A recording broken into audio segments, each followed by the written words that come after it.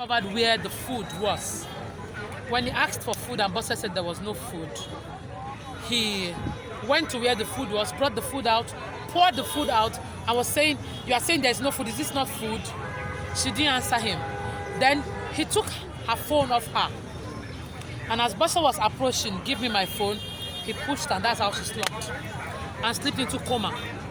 And she died Saturday, 24th of July. That was the day after. Nope.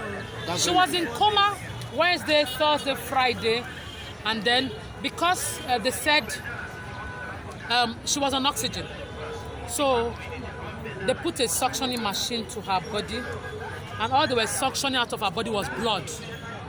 So the doctor said she already had internal injury and that it has affected her brain. So they needed to go and do a brain CT scan.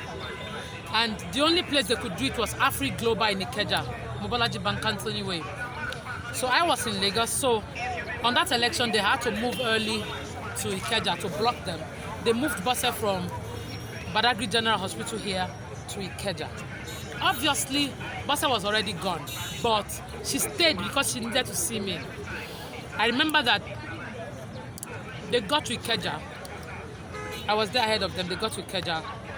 The small daughter, the 15-year-old, Adenike, Christina, jumped out of the car and was greeting me. Everybody in my house calls me sister. Sister, I said, "How are you? Fine, blah, blah, blah, blah, blah, blah, blah." The moment my sister saw me, she just burst into tears. My sister was breathing like this. So she was obviously gasping for breath. But when she saw me, she burst into tears. And the doctor was saying, "Sister, she's crying." I said, "Let her cry. If she can cry, it means she feels pain. And if you feel pain, it means you are alive. So let her cry." We went to pay. The bill I got before they left Badagry was 28,000 naira. 38,000 naira. When they got there and we saw the request form. When I saw the request form, I was scared because of the different things that was there. There was indication for stroke, brain CT scan, her cervical spine. So the money cumulated to 71,000. We paid. And as I went to the scan room that they should come and move her out, the guy was bringing a wheelchair. But I now told the guy that she cannot sit by herself. So he went to bring a stretcher. So they brought the stretchers, we were taking her out. Obviously she was dead. So between when she saw me and started crying and when I went into the scan room and out, she was gone. So we brought her out onto the stretcher. And then on the stretcher, I don't know what they call that apparatus. They started putting on her fingers. So they put on the first finger, the thing was blinking. They put on the second one, it was blinking. The third one, it was blinking. The guy now felt maybe my own apparatus was not working. Because they all saw her when she arrived. She was still gasping, but she was alive. So he called someone else, "Bring your own apparatus." They put it.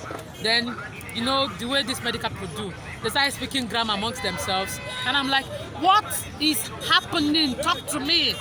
Then I said, "Actually, we may have to call the doctor in Badagry, or we may have to take her back to Badagry." I'm like, what is actually happening? So I picked up my phone and called the doctor here in Badagry. I said, "Can you please talk to me? What is happening?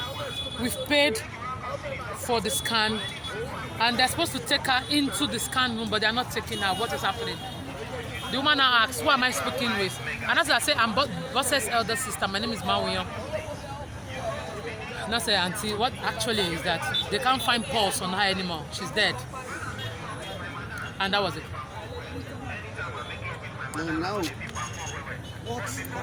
what is the state of the husband now at present? Irony, he's not remorseful. And that is the annoying part. Any official reports?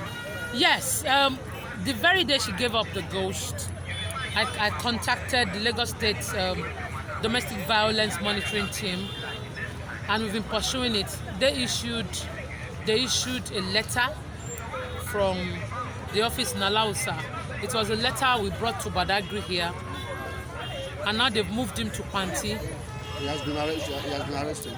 Well, he's in custody. I can't say he's arrested yet because there's no concrete evidence. So where we are now is that we need to move the body. We need to move the body from Badagry General Hospital again to Lasuth